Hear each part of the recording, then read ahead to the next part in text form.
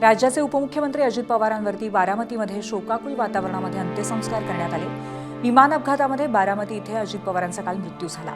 त्यानंतर संपूर्ण राज्य दुःखात बुडालं। लाखो चाहते, समर्थक, सर्व पक्षीय नेते यांच्या उपस्थितीत अजित पवारांवरती बारामतीच्या विद्याप्रतिष्ठानच्या मैदानामध्ये अंत्यसंस्कार करण्यात आले। अजित पवारांच्या अकाली मृत्यूमुळे राज्याच्या सर्व स्तरामध्ये दुःखाची लाट उसळली आहे। विद्याप्रतिष्ठानमध्ये ज्येष्ठ नेते शरद पवार, केंद्रीय गृहमंत्री अमित शहा, केंद्रीय मंत्री नितीन गडकरी यांच्यासह मुख्यमंत्री देवेंद्र फडणवीस, उपमुख्यमंत्री एकनाथ शिंदे, मनसे अध्यक्ष राज ठाकरे यांच्यासह सर्व पक्षातील ज्येष्ठ नेते मंडळी उपस्थित होती। अजितदादा अमर रहेच्या घोषणांमध्ये दादांना पार्थ पवार आणि जय पवार यांनी साश्रू नयनांनी अंत्यसंस्कार केले। दादांच्या जाण्यामुळे राज्याच्या राजकारणामध्ये मोठी पोकळी निर्माण झाल्याचं दिसतंय।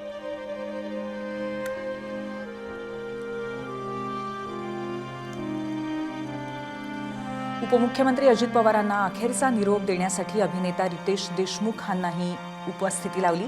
पुष्पचक्र अर्पण करून रितेश देशमुखनं दादांच्या पार्थिवाचं अंत्यदर्शन घेतलं। तसंच पवार कुटुंबियांची भेट घेत रितेश देशमुखनं सांत्वन केलं।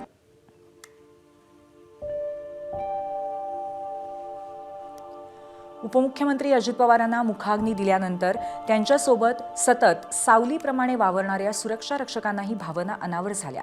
दादा पंचत्वात विलीन झाल्यानंतर सुरक्षा रक्षकांचा अश्रूंचा बांध फुटला।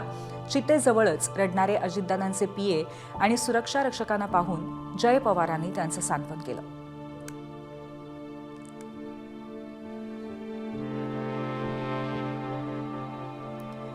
उपमुख्यमंत्री अजित पवारांचं काल विमान अपघातामध्ये निधन झालं। यानंतर आज दादांच्या ड्रायव्हरनं एबीपी माझाशी बोलताना मोठी माहिती दिली आहे। ऐनवेळी दादांनी कारऐवजी विमानाने बारामती गाठण्याचा निर्णय घेतला। अजित पवार रात्रीच कारने बारामतीला निघाले असते तर अजित पवार आजही आपल्यात असते, अशी भावनिक प्रतिक्रिया दादांच्या ड्रायव्हरने दिली आहे।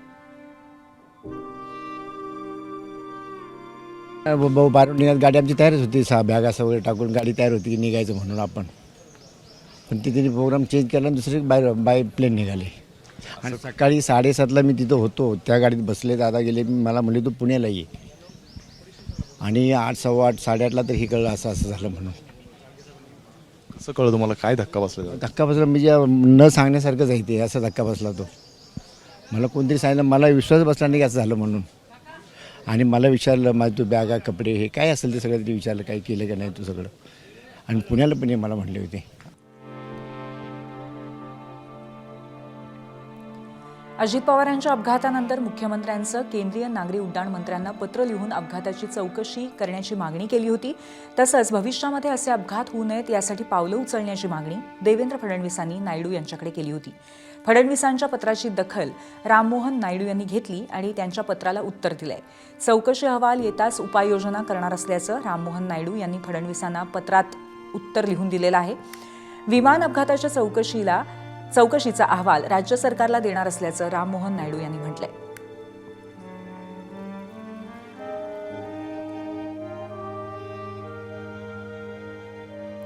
अजित पवारांचं विमान ज्या ठिकाणी कोसळलं तिथे सध्या तपास यंत्रणा काम करतायत। फॉरेन्सिक विभागाची 2 पथकं घटनास्थळी तैनात करण्यात आली आहेत। त्याशिवाय विविध विभागाचे अधिकारीही घटनास्थळी उपस्थित आहेत। दादांवर अंत्यविधी झाल्यानंतर मोठ्या संख्येने कार्यकर्तेही अपघातस्थळी येत आहेत।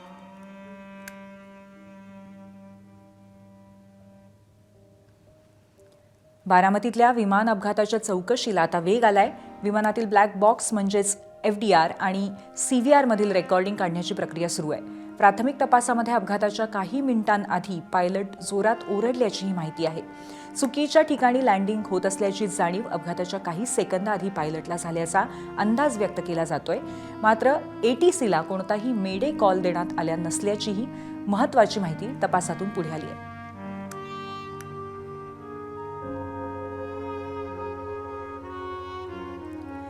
अजित पवारांच्या निधनानंतर आता राष्ट्रवादीचं भवितव्य काय, अशी चर्चा सुरू असतानाच कार्यकर्त्यांकडनं दोन्ही राष्ट्रवादी एकत्रित येण्याच्या चर्चांना उधाण आलंय।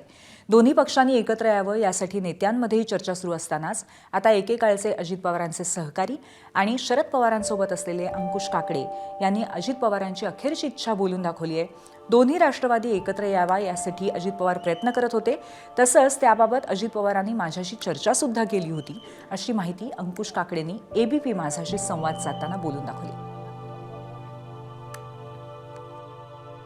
आज मला राहून राहून दुःख होतं आहे की अखेरच्या क्षणाला दोन्ही राष्ट्रवादी काँग्रेस एक व्हावी यासाठी दादांनी मला 2-3 वेळेला आग्रह केला की अंकुशराव, तुम्ही विठ्ठल शेठ मणिया, श्रीनिवास पाटील, तुमचे साहेबांशी चांगले संबंध आहेत, नेहमी तुमच्या वारंवार भेटीगाठी होतात, साहेबांशी आपण बोला आणि दोन्ही राष्ट्रवादी एक कशा होतील या दृष्टीने प्रयत्न करा. आम्ही आमच्याकडनं जेवढे प्रयत्न करता येणे शक्य होते तेवढे मी आणि विठ्ठल शेठ सातत्याने करत होतो, परंतु त्याला दुर्दैवाने काही यश येऊ शकलं नाही. पण दादांशी चर्चा करत असताना बऱ्यापैकी वाटाघाटी झाल्या आणि त्यावेळी दादा म्हणत होते की काय नेमकी माशी कुठे शिंकली माहिती नाही. खरं म्हणत आपण 12 डिसेंबरलाच एकत्र येणार होतो, पण तो येऊ शकलो नाही.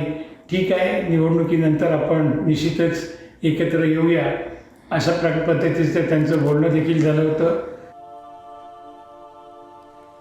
अजित पवारांच्या पार्थिवावर अंत्यसंस्कार होताच राष्ट्रवादी काँग्रेसच्या राजकारणात मोठ्या राजकीय घडामोडी घडू लागल्या आहेत. अजित पवारांच्या निधनानंतर राजकीय वारसदार कोण असा प्रश्न विचारला जात असताना राष्ट्रवादीचे नेते नरहरी झिरवाळांनी सुनेत्रा पवारांना उपमुख्यमंत्रीपद देण्याची मागणी केली आहे. हीच अजित पवारांना श्रद्धांजली असेल असं मत त्यांनी व्यक्त केलं. याबाबत झिरवाळ लवकरच वरिष्ठ नेत्यांसोबत चर्चा देखील करणार आहेत. झिरवाळांच्या या विधानानंतर राज्याच्या राजकारणात आणि राष्ट्रवादी काँग्रेसमध्ये राजकीय वारसदारावरनं हालचालींना वेग येण्याची चिन्ह आहेत.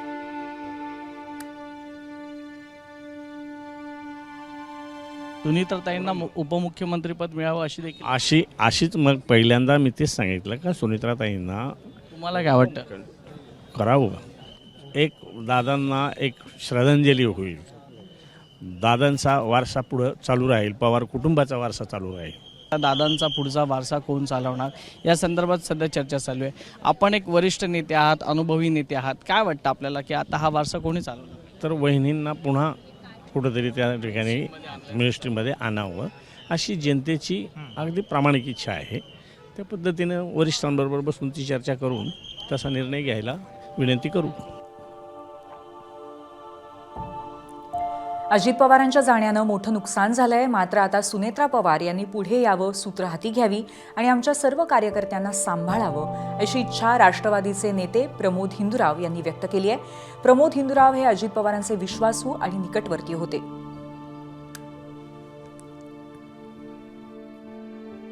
सुनेत्रा वहिनींनी आता या पुढच्या काळामध्ये हे सर्व आम्हाला सर्व लोकांना सांभाळलं पाहिजे, कारण भोळी भाबडी राष्ट्रवादीचे कार्यकर्ते ते दादाच्या बरोबर आहे. लबाडीपणा दादाला कधीच चालला नाही आणि म्हणून तमाम कार्यकर्त्यांना माझी अपेक्षा आहे तर माझे कार्यकर्ते ह्या मोठ्या संकटातनं सामोरे जायचा प्रयत्न करतील. इतकं सोपं नाही येते, दादांना विसरणं तर शक्यच नाही आणि दादासारखा नेता या पुढच्या काळामध्ये महाराष्ट्रामध्ये निर्माण होईल याची मला खात्री वाटत नाही. दरम्यान अजित पवारांच्या अंत्यसंस्कारांना तासही उलटत नाहीत, तोच आता राजकारण सुरू झालंय. भाजपने अजित पवारांना श्रद्धांजली वाहण्यासाठी सर्वच वृत्तपत्रात जाहिराती दिल्या होत्या. त्यावरून आता खासदार संजय राऊतांनी टीका केली आहे. अजित पवारांना श्रद्धांजली देण्यासाठी पानभर जाहिराती देऊन काय उपयोग होणार असा सवाल खासदार संजय राऊत यांनी केलाय.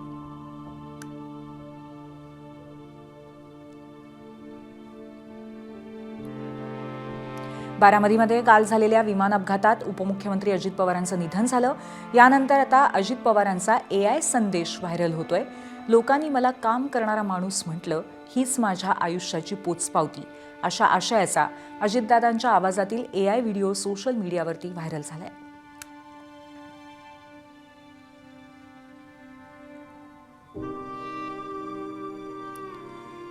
धाराशिवचे पालकमंत्री प्रताप सरनाईक यांनी अजित पवारांना भावनिक पत्र लिहिलंय.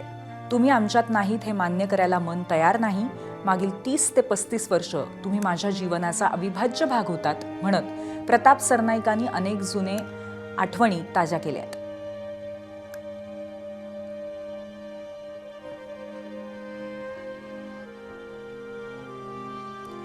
दादांच्या अकाली निधनाने बसलेल्या धक्क्यातनं अजूनही राष्ट्रवादीचे मोठे नेते सावरलेले नाहीत. आता अजित पवारांचा राजकीय वारसदार कोण असणार, दोन्ही राष्ट्रवादींचं काय होणार, या सुरू असलेल्या चर्चांबाबत जेव्हा सुनील तटकरेंना विचारणा करण्यात आली तेव्हा त्यांनी उद्विग्न करणारी प्रतिक्रिया दिली आहे.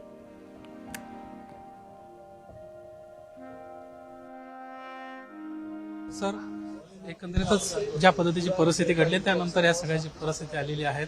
बोलायची या ठिकाणी प्रतिक्रिया कोणी देत नाही. जाता जाता अगदी एक प्रतिक्रिया. दादांच्या अकाली जाण्याने आम्ही सगळेजण मानसिकदृष्ट्या खचलेलो आहोत. त्याच्यामुळे कुठल्याही परिस्थितीत काही बोलण्याच्या मनस्थितीत आमच्यापैकी कोणी नाही. अजितदादांच्या आठवणी सांगताना मंत्री अदिती तटकरे भावूक झाल्या. वडिलांप्रमाणे नेहमी प्रोत्साहन देत राहिले अशी भावना अदिती तटकरेंनी व्यक्त केली आहे.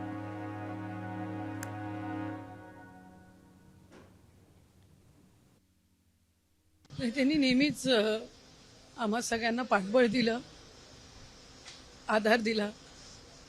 चांगलं काम केलं तर प्रशंसा करायची, थोड्या कुठे चुका झाल्या तर हक्काने वडिलांसारखं ओरडायचे, मार्गदर्शन करायचे. आणि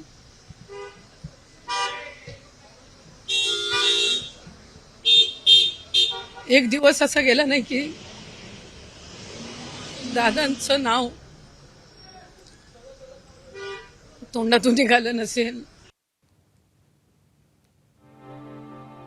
अजितदादा आणि माझं नातं बाप मुलासारखं असल्याचं म्हणत अनिकेत तटकरेही भावूक झाल्याचं पाहायला मिळालं.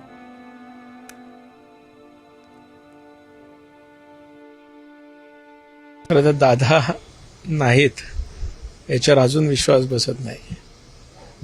म्हणजे घरात इतर कुठलाही पाहुणा येणं आणि दादा येणं याच्यातली लगबग जी असायची आमची, किंवा अजूनही म्हणजे 3 पिढ्यांचं, म्हणजे वडिलांचं आणि दादांचं तर नातं होतं.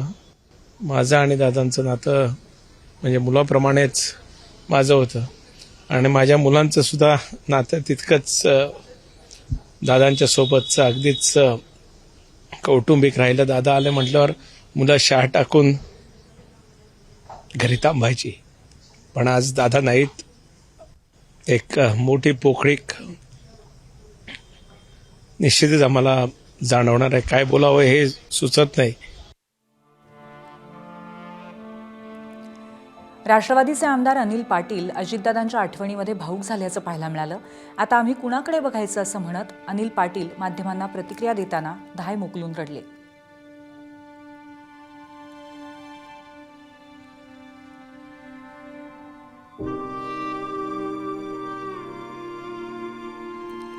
राष्ट्रवादी शरद पवार पक्षाचे खासदार बजरंग सोनावणेंनी अजितदादांच्या आठवणींना उजाळा दिलाय.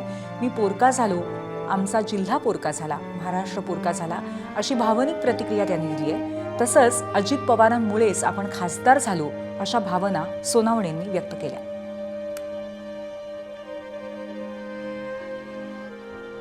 मी तर पोरका झालो, जिल्हा महाराष्ट्र अख्खा पोरका झालाय. थोडं सोपा विषय नाहीये. आदरणीय दादाजानेनं महाराष्ट्राची खूप मोठी हानी झाली. एक एवढी मोठी दरी होणार आहे की ते भरून निघणार नाही, एवढा मोठा विषय आहे. त्याच्यामुळे दादा हा विषय दादाच होता, असा व्यक्ती होणे नाही.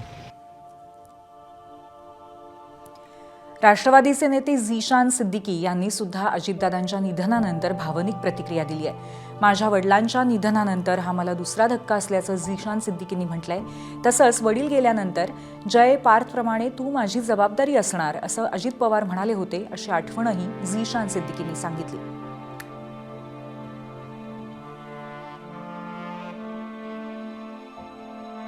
देख के बहुत बुरा लग रहा है. कल रात को भी घर पे भी ऐसा दुख का माहौल था. मुझे याद आ गया था 1 साल पहले जो मेरे साथ हुआ था पिताजी के साथ. तो बहुत दुख का माहौल है पूरे महाराष्ट्र में नहीं, पूरे देश में ही. और जब मुझे नया पार्टी में था तो मुझे याद है उन्होंने कहा था कि अभी पार्थ और जय की तरह तेरी रिस्पॉन्सिबिलिटी मेरी है. और अब ये मेरे लिए बहुत बड़ा एक झटका है. पर उन्होंने जो विश्वास रखा था उसको रख के आगे काम करेंगे. मुंबई पोलीस दलात कार्यरत असलेले उपमुख्यमंत्री अजित पवार यांचे PSO विदीप जाधव यांच्यावरती काल रात्री उशिरा अंत्यसंस्कार करण्यात आले.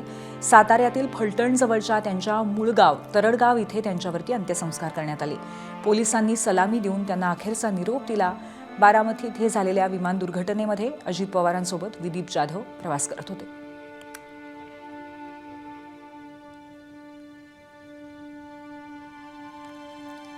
अजितदादांच्या विमानाची फ्लाईट अटेंडंट पिंकी माली हिचाही विमान अपघातामध्ये मृत्यू झालाय. ठाण्याच्या कळव्यामध्ये सासरी काही काळ तिचं पार्थिव अंत्यदर्शनासाठी ठेवण्यात आलं होतं.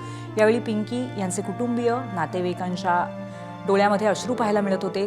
त्यानंतर पिंकी माळी यांच्या माहेरी मुंबईतल्या दादरमध्ये त्यांच्या पार्थिवावरती अंत्यसंस्कार करण्यात आले.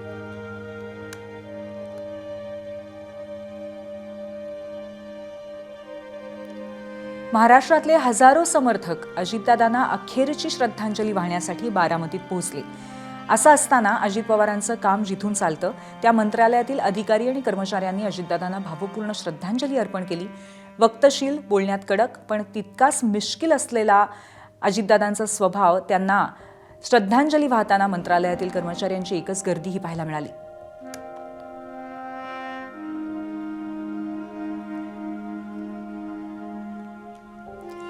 उपमुख्यमंत्री अजित पवारांना वारकरी संप्रदायाने सुद्धा श्रद्धांजली वाहिली. पुण्यातील भंडारा डोंगरावरती हरिनाम सप्ताहामध्ये अजितदादांच्या आठवणींना उजाळा देण्यात आला. भंडारा डोंगरावरती उभारण्यात येत असलेल्या संत तुकाराम महाराजांच्या मंदिरासाठी अजितदादांचं मोठं योगदान आहे. वारकरी संप्रदायासाठी अजितदादांचं मोठं कार्य आहे याची आठवण करून देत वारकरी संप्रदायाने अजितदादांना श्रद्धांजली वाहिली.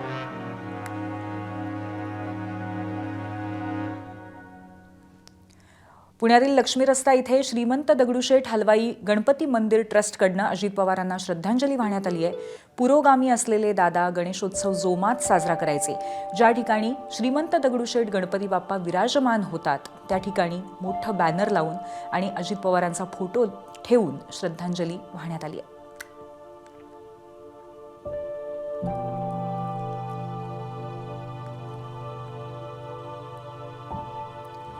धाराशिवमधल्या ज्या चौकात अजित पवारांचे भावी मुख्यमंत्री म्हणून बॅनर लागायचे तिथेच आता श्रद्धांजलीचे बॅनर लावण्यात आले. अजित पवारांच्या पत्नी सुनेत्रा पवारांचं मूळ गाव तेर इथं सार्वजनिक दुखवटा आणि बंद पाळण्यात आलाय. दादांच्या जाण्यामुळे गाव पोरकं झाल्याची प्रतिक्रिया ग्रामस्थांकडून व्यक्त केली जाते.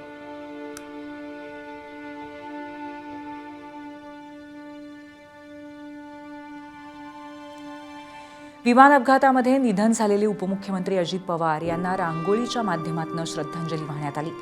बेळगावातील प्रसिद्ध रांगोळी कलाकार अजित औरवाडकर यांनी रांगोळीतून अजित पवारांची प्रतिकृती रेखाटत अनोखी श्रद्धांजली वाहिली आहे.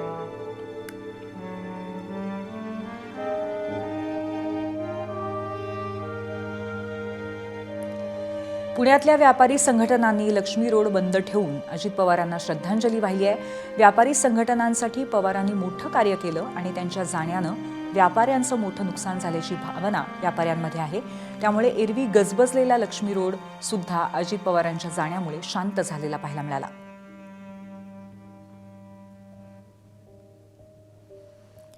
उपमुख्यमंत्री अजित पवारांवरती आज शासकीय इतमामामध्ये अंत्यसंस्कार करण्यात आले.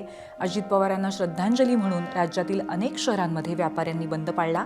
अहिल्यानगरमध्येही व्यापाऱ्यांनी बंद पाळत अजितदादांना श्रद्धांजली अर्पण केली. तर नाशिक जिल्ह्यातील येवल्यामध्ये सुद्धा कडकडीत बंद पाळण्यात आला.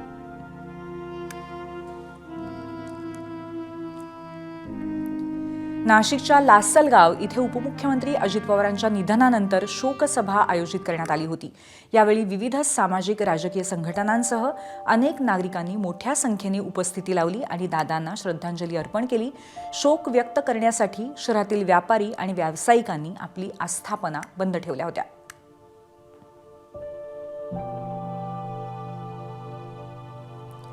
धुळे जिल्ह्यातील शिंदखेडामध्ये अजित पवारांच्या निधनानंतर शोक पाळण्यात आला. व्यापाऱ्यांनी कडकडीत बंद पाळत अजित पवारांना श्रद्धांजली वाहिली. या बंदमध्ये गावातील संपूर्ण व्यापारी आणि नागरिकही सहभागी झाले होते. अजित पवार यांना श्रद्धांजली वाहणारे बॅनर्स संपूर्ण शिंदखेडा गावामध्ये लावण्यात आलेत.